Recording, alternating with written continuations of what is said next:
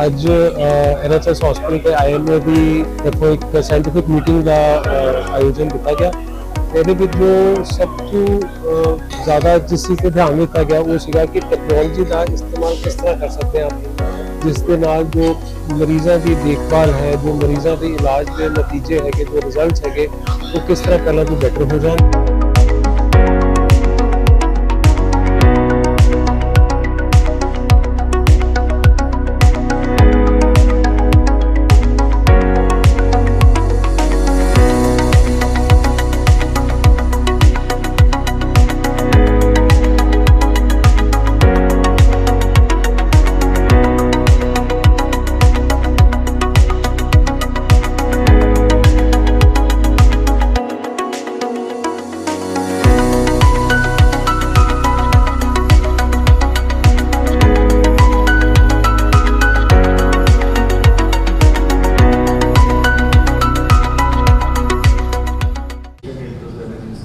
The patient is unconscious, that's all. She is a 16-year-old female. Yes, but the parents, the mother is crying and she's saying कि बेटी से लड़ाई हो गई थोड़ी, उससे बात हुई और उसने फोन में बात कर रही थी जोर जोर से और उसके बाद उसने दरवाजा बंद कर दिया। तो क्या करेंगे आप? So take the patient on the. But हाँ, पैरासिटामोल की खाली 20 गोलियां पड़ी हुई थी वहाँ पे, मतलब वो पाउच पड़ा हुआ था पैरासिटामोल टैबलेट्स, एम्प्टी पाउच, मतलब पैरासिटामोल की 500 milligram. So the mother has also come. Yes, mother, father, everybody has come and they are just saying that. So we'll take the patient on the bed and we'll check the initial vitals of the patient. Can we have the vitals of the patient, please? Yes, vital is the patient is tachycardic. Patient is there fine, but vital is hypotension है 100/40 है. All right. So I don't even remember the names. I met them now only. So remember his name, Gurju? Yeah, the resident number 1, 2, 3. Okay, fine. So you can be on the IV axis. You can maintain the airway, and he'll be on the medications. Yes. Okay. Right. You're on the medications, right? और जल्दी करो, patient एकदम collapse कर जाएगा। You can't wait that much. Patient is sick. आप airway पे आइए. Yes, fast. क्या कर रहे हो? Please tell. Please. Okay, we'll announce the code blue as well. And we'll. Patient का vitals एकदम खत्म है, no BP, no pulse. So we'll take two large bore IV cannulas, meaning the antecubital fossa, preferably of 16 gauze. Come on, do fast. जल्दी से लगाओ, IV लगाओ और oxygen saturation देखो फटाफट. Yes, good. As well as we'll give 1 liter of saline bolus to the patient. Yes. And we will also give antiemetic to the patient and put the RAMS tube alongside. Yes. And we'll reassess the vitals of the patient again. Yes, very good. And we'll take a brief history from the mother or the anyone who has come. And the mother, ऐसे patient है जो उसने बहुत लड़ाई की और phone में जोर जोर से बात कर रही थी, उसके बाद दरवाजा अपना बंद कर दिया उसने और फिर पता चला। तो क्या करेंगे? ये टैबलेट खा ली है शायद उसने, 20 टैबलेट खा ली है। So how are the vitals again? Can we Again, no pulse, no beating. Okay, there is no pulse, no beating. Alright, we'll can you protect the airway of the patient? Along with that, we'll give NAC to the patient as well, 150 mg, stat followed by. Why do we NAC? Yes, we will give. Yeah. And along with that, we'll maintain the airway of the patient, and we'll give IV fluids to the patient, and along with that, we'll send the basic labs and urine tox as well for the patient as well. And we'll before that we'll also talk to the mother and father and we'll tell about the consequences and stages of paracetamol poisoning, how can that affect the patient and the long-term consequences. And we'll stabilize the patient with NAC as well, and we have protected the airway, we have given IV fluids. And you will talk to the ICU, right? Yeah. Toxicology, and we will try to shift the patient. Yes, yeah, very nice. That's well done. Archana, my president sir, Dr. Deepak Chawla, welcome you all to this August gathering of our 7th clinical meet today. Let's stand up for our IMA prayer before we start the session. So, the theme for this 7th clinical meet is Embrace the Future, Technology for Safer, Smarter Hospital and Societal Impact. Especially for this since this turn of the century, most of the time, actually I'm involved in radiology, so most of the radiology equipment apart from X-ray, that started coming down for the public use in 85 onwards. The first ultrasound came around 85 for the commercial use, then CT came in 90, then MRI came in the 2000 era. So all these equipments was initially came, they were all analog systems because computerization, the computer parts and the components of the computer, they were not that fast at that time. And most of the things were analog, then some parts were digital parts. But with the time, the more and more speed they are gaining with the computer chips. The computers are much faster what they used to be. Computation is very fast. So all these things are incorporated into medical equipment in a very big way. So you can see that it has impacted in so many ways. The first of all is the clarity of the image, which was not there earlier in most of the things. It has come up now, and it is going to be improved in further in coming years as well. The time taken for investigation has reduced. The clarity is there. Reporting has become much easier, and especially the AI tools which are coming now, they can at least give you some hint about the disease. Like we are scanning a breast, we are doing ultrasound on the breast, and we have a breast lesion. You can get the results easily. You can detect the fault much faster, and you can manage the problem much easier. Your accounts can be very easily managed. So all these things are with digitization. And I am going IVF. So in IVF, in AI you can predict the future of your oocytes, when they are going to mature, how they are going to behave, and in every field of life, not only. So it is a slightly different and an interesting topic in the sense that it is not purely a clinical topic that we normally discuss in IIS. Just as a preview to what we are going to have a discussion in the next half or 40 minutes. This is an image which clearly says this is the first documented race between horse and a car in 1895. And the car was officially recorded to have won the race. And this showcases that the early competition between traditional means and emerging technologies started way back in 1895. If we see the literature of development of technology in healthcare and otherwise, the technological advancements in last 5 years, so it is beyond 1919, they were more than what happened in last 20 years. So from 2020 to 2020, 2000 to 2020. So 5 years, they were more than 20 years, and they were more than 150 years preceding that. So that is the speed with which the technology is going and evolving. Before we start, I will just briefly introduce to you what we are talking about in technology. We are talking about robotics, we are talking about artificial intelligence. What does this actually mean? I will just briefly tell you what this is. So this is intelligence. It can be human intelligence which we have got, or it could be artificial intelligence which is somewhere situated in the computer. So the difference is only this, that instead of human being thinking, it is a computer which is doing the thinking. Now this artificial intelligence that we say is broadly classified into two things. One is machine learning and one is deep learning. I am telling you all this because this is going to come in the discussions henceforth. So machine learning again is of two types. It is supervised learning and unsupervised learning. The difference between the two is that in our hospital setting, for example, in a supervised learning, we give data to the computer. We tell them what is the start point, what is the end point. For example, we give them data of 1,000 deliveries which happened in the hospital, and we tell that these are the conditions which which the computer has to tell us which are the conditions predisposing to leading to cesarean section in those deliveries.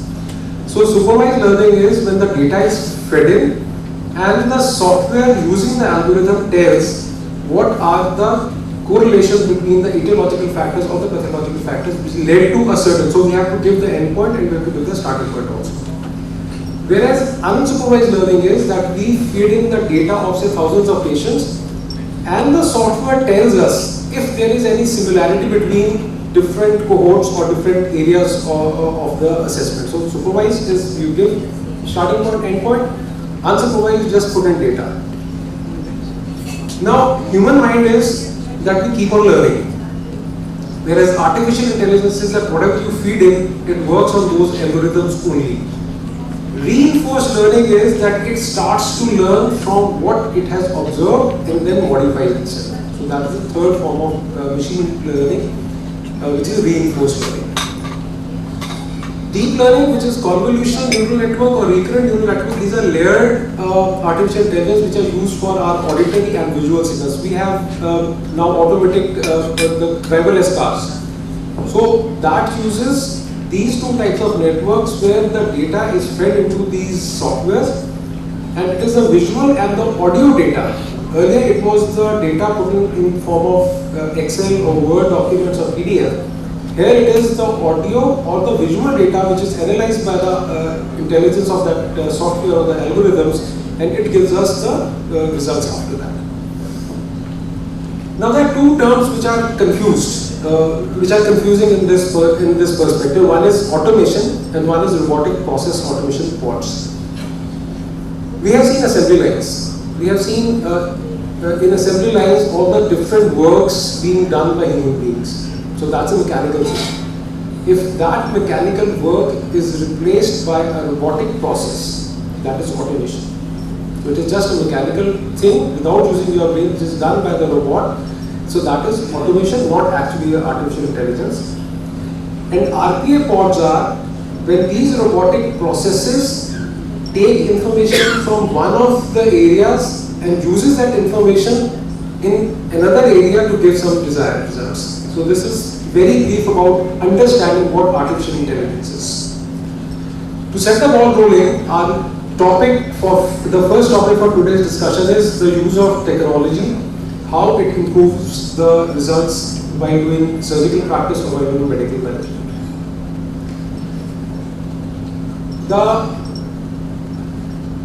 When I joined after MCH as a consultant, during those times, what happened was the difference between a senior professor and a fresher or a junior lecturer was that there were certain procedures which could not be done by the junior lecturer, but they could be done by the professor. So in neurosurgery, you could grade neurosurgeons as A, B, C, D. D was a neurosurgeon who could do basic work, and A was a neurosurgeon who was a professor who could do very specialized work. D could not do the work of C, C could not do the work of D, and B could not do the work of A. There were certain surgeries which were very specifically fixed or specified for the professors to be, they could be done only by the professors, and the younger neurosurgeon could not do it. What has happened with the advent of technology? That there have been so many machines which have come up in last 20 years that 50% of the surgeries which were done only by the professors can now be done by the technicians. So the gap between the two has narrowed. A young neurosurgeon, so there was a differentiator earlier that there were certain surgeries which could be done only by the professors. Now, if a younger surgeon using those tools can do those surgeries, the differentiating factor has decreased. So the topic for today's discussion is how seniors can augment this technology, use this technology for their benefit, so they can stay ahead of the race and they can create another differentiating factors from the juniors who are just using technology. So we have to actually impress upon the idea that not just the man or the machine, it is the experience and the technology. If they both come together, they can give very fantastic results. So this is the theme of the first topic. I hand over the mic to Dr. Jalandhar for the... Good evening, everybody. Technology has improved leaps and bounds, and it is a thing that you need to change with the time. if you don't change, you are supposed to be dead. बदलना ही जिंदगी है, अगर आप उसका नहीं change होता तो you are just like another thing. So one has to change. Like Dr. Chitkara said that we people at this age, who are experienced, if we adopt the technology, definitely we can compete with anybody. And your experience with technology is going to give you much better results. And much better results once we get the patient benefits. Once the patient benefits, definitely you grow. That way, we all should accept the new technology and adopt it and grow. Like we say that intraocular lens implant, that is the best technology advancement that is coming into the ophthalmology that we consider today. And it's almost 75 years back that it started. And it has improved to such a level that today once patient comes to us, we don't say that it's a cataract surgery, we can say that it's a refractive cataract surgery that we are going to do. Orthopedic surgery, we have seen the robotic assisted surgery, robotic surgery, and the newer techniques coming up. I would request Dr. Subhas Agarwal to tell us something about the technologies and the use of these technologies in orthopedic surgery. Yes. Good evening, everyone. So definitely orthopedic surgery has got literally revolutionized with the with the advent of robotics in especially replacement surgeries. So when 20 years ago we used to do knee replacement. It's been 20 years I have been working in Jalandhar. For the first 14 years we did non-robotic surgery, and for the last 6-7 years now, since 2019 we are using robotics. So when I happened to visit a center in the US, Pittsburgh, and they would send their single knee operated patients on the same evening. It was an arthroplasty center, daycare arthroplasty, knee replacement. And we used to send only the scopes home, endoscopic patients home on the same evening. That also only meniscus, not even ligament reconstructions are done. So I was so bewildered that how it is, and so intrigued. And then we decided that humko bhi yahan pe karna hai. If they can do it, we can also do it. Why can't we? There are such good facilities. We have to create technology. We have to bring skills. We have to upgrade, and we have to make sure that the entire team develops with not just the surgeon. So the entire team has to work in sync to get those results. And so we got robotics. Robotics, what in orthopedic surgery, what it did was, like earlier we used to open the joint and put in a rod in the femur, and that would give a fixed 5 degrees distal femur cut and a particular alignment. X-rays would look fantastic, but the patient is still not happy. So research over the years showed us that it is the balancing of the knee which is not done, which is not possible to do to that accuracy manually. You do a knee, if it works well, it works well. You can just spit cement, put a knee for 2 years, nothing happens to it. But it is beyond that they start becoming painful, they get tired, they cannot walk for long, in spite of having a knee replacement. So robotics has changed the way we looked at knee replacements till then. Today we can customize the alignment of the patient. The robotic protocol algorithms can actually help us identify where the knee was before, what was this patient's native alignment, and you can custom made that same implant. You can actually custom fit to that particular patient so that they walk better after knee replacements. So one is that it has definitely benefited the patient in in terms of their walking patterns, their gait, their ability to not feel the knee. We in simple terms, not being healthy is feeling a particular part of your body. So if you don't feel any part of your body, means your body is okay, right? So similarly, if you replace the knee, we don't expect the patient to feel the learning tool itself. I'm sure it should be, it's coming up in medical colleges. The software installed, we ran a 3D imaging because we had taken it. We ran the imaging on the software. What we saw was that one of the vessels was coming out of the aneurysm. Because it was coming from the back, we could not see it, but in 3D rotation we could see it. And we put in we put in 3 coils in that patient. Had we put in just 2 coils, use the technology of 3D, the patient's mobility would have been same. That's a huge difference what technology does to us. Since then, Dr. Sandeep has been running the neurointervention program and fantastic results. One of the lines to add. First of all, in 3D cath lab, you are in the same contrast. you are able to take a 3D image of all the vessels. Suppose there is aneurysm, you are able to select the frame when you are going, in which frame you are going to do the procedure. Earlier, it used to be done, lateral view कर लिया, count कर लिया, ये view कर लिया, फिर उसके बाद select करते हैं, बार-बार shot देखने कहाँ पर वो select करना है. By 3D, you are able to select it. We had put in a concave device around 2 months back. It can be put in a large aneurysm. So you are able to gauge where is the aneurysm, you can put the device and just coil it ahead. So it has totally changed. 3D cath labs have changed the standard.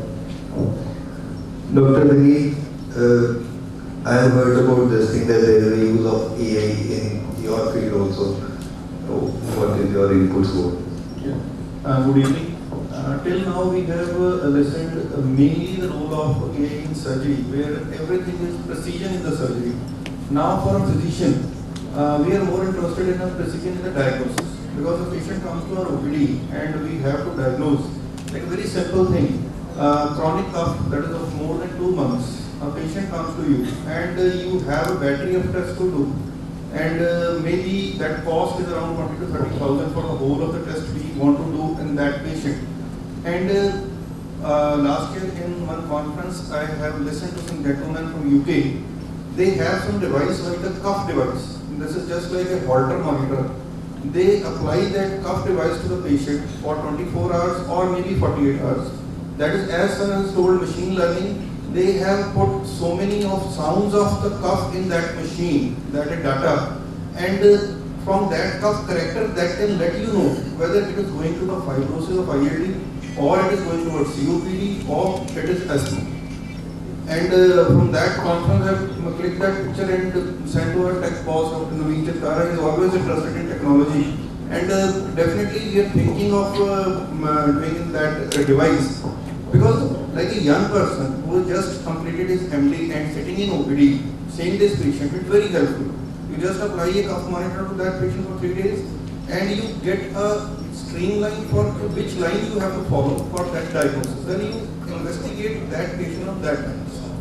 Second is a sleep lab. Sleep lab is very evolving field. Earlier it was calculation of all the parameters like EEG, EMG, EOG, this is laborious task. Now we have that data and softwares.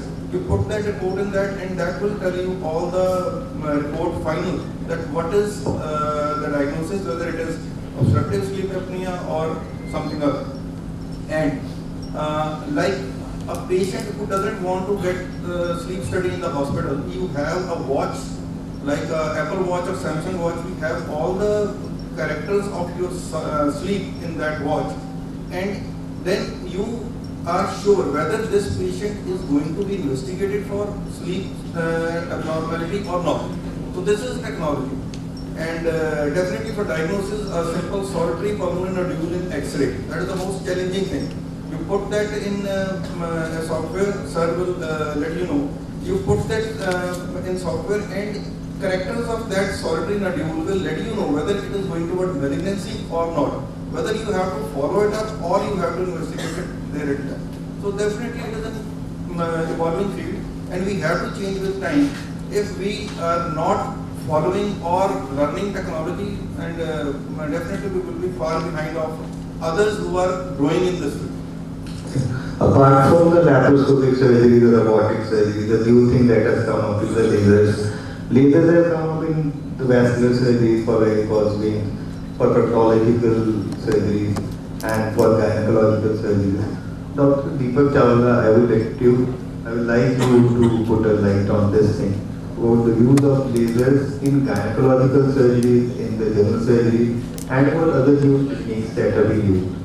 When I started my career, I started with use of harmonic way back in 2002 in Patel Hospital. I think I was lucky enough to be working with Dr. Sharma. So he was the best, he was in line with the latest technology coming in. And then it was Dr. Sood who was very interested in computers. And so newer and newer things are coming in, whether it was the harmonic, whether it was the 3D laparoscopy, which was actually making things very easy for us as far as the laparoscopic part was concerned. Then from 3D, things went on to 4D, and then it's the Rubina 4K. So along with this, the changes are happening for like pelvic surgery. Things were very helpful if you were using a 3D. When I was using a 2D, I used to find surgeries like doing a pelvic surgery, doing a radical hysterectomy cumbersome. But when I shifted to 3D, then life was very easy. So now, when we come down to laser surgeries, now it's a combination of laser surgeries and laparoscopic combined. When for endometriosis, we are combining both of them. We're using laser with hysteroscopic surgeries. And then there's a definite role of laser for vaginal using gynecological surgeries. So these have been the changes coming up. And I think over a period of time, like already with laser, it's the robotic laser for vaginal rejuvenation is already in, and things are going to be changing very fast and better in the next couple of months. Dr. Deepak, does a hemorrhoidectomy today mean, does a hemorrhoidectomy exist as of today? Or it always implies that a hemorrhoidectomy today would mean a laser hemorrhoidectomy? No, sir. If the price difference is too much, if you send a patient for hemorrhoidectomy, it should cost 10,000 rupees or one stitch or one ligature or one clip. If you switch on your laser machine, the cost goes up to 80,000 rupees. So, is today, these are all panelists, very good. Technology is, I'm fond of good technology, I have the latest with me. But sometimes there is, we are forcing some technology on the patient. I have not seen now a hemorrhoidectomy being done, ordinary hemorrhoidectomy being done. It is probably, Narendra is also one of the colorectal surgeons there. Like probably means now that if there is a hemorrhoidectomy or pulmonary sinus or whatever anorectal abscess, it always, probably always implies that it is going to be a laser hemorrhoidectomy. So laser hemorrhoidectomy is not the gold standard. It's a combination of things which are supposed to be done for the hemorrhoids. And in today's date, like if I just take an example for any working person who is busy, having a grade 3 hemorrhoid or grade 4 hemorrhoid, we used to be calling them for repeated dressings subsequently, doing cis bath dressings, calling them repeatedly over maybe a month or 2 month period. Now with the advent of definitely staplers, combination of lasers and all, patient is comfortable on day one. Patient totally tends to avoid a lot of dressings they used to do. So it has to be patient selective, not for every patient, it's not the gold standard. So we have to choose, we have to individualize the technology, what we're using for the patient. It is definitely for patient's convenience, and definitely technology comes at a cost. Newer things are helpful for us, helpful for the patient, but definite costs is definitely involved.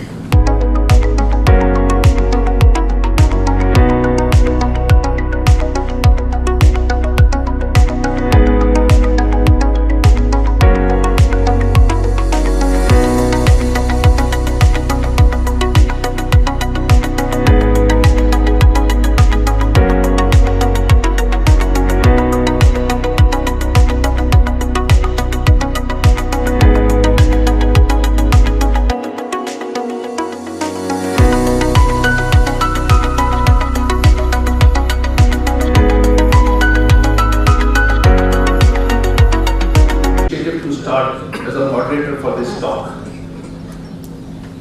As the hall is full with the interest on the technology, and that technocrats have helped us to improvise our skills.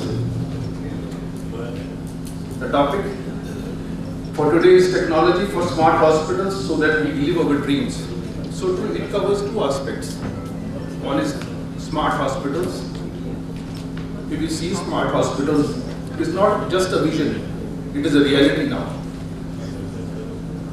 The aim of such smart hospitals is basically to optimize patient care, optimize the workflow in the hospital, and also to enhance the healthcare services, to improve their outcome also. So with such a, it is the passion of the, I can say, Dr. Naveen Chitkara, that we are able to have an oversight of this topic and gain something from this. To To start, the hall is full of a galaxy of success story doctors. Each seat is here, doctor has his own success story. We are proud whenever we go to any conference, the city of the hospitals, because such hospitals started in small houses, small rooms, and now we are competing with the corporate world. So today we have two icons, idols, role models, who are surgeons, who are entrepreneurs, and raise the bar in the healthcare and competing on all aspects, starting from the treating patients to the financial system of the hospital.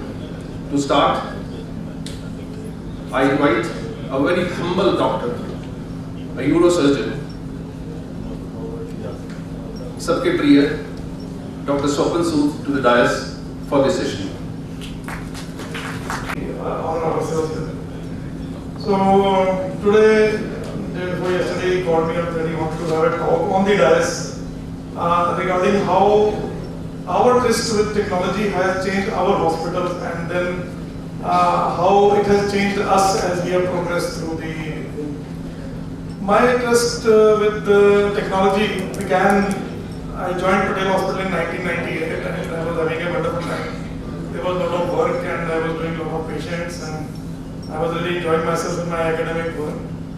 In 2000, I noticed that my storeman, the storekeeper, he was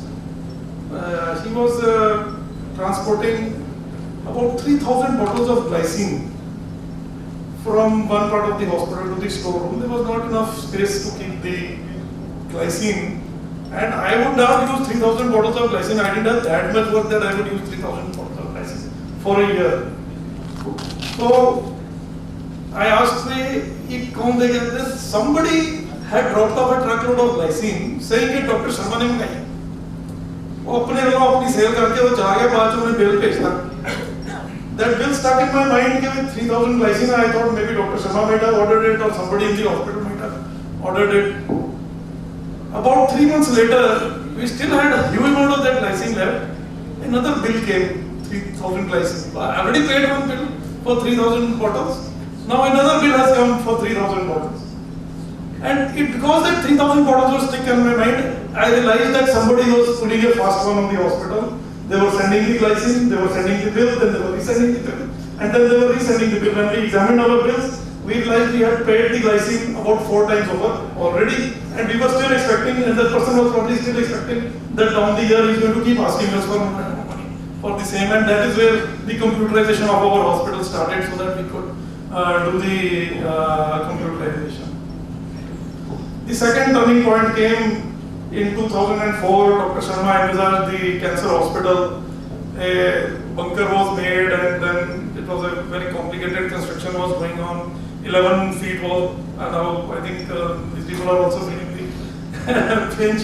The 11 feet thick walls of concrete and everything was done, and Dr. Sharma at that time was at the peak of his career. He was operating 22, 23 cases every other day. And I was in the hospital, my urology list used to be other than that. And he used to be tired in the evening, he had no time for me to take care of. And therefore the project started floundering a little and was becoming a little bit.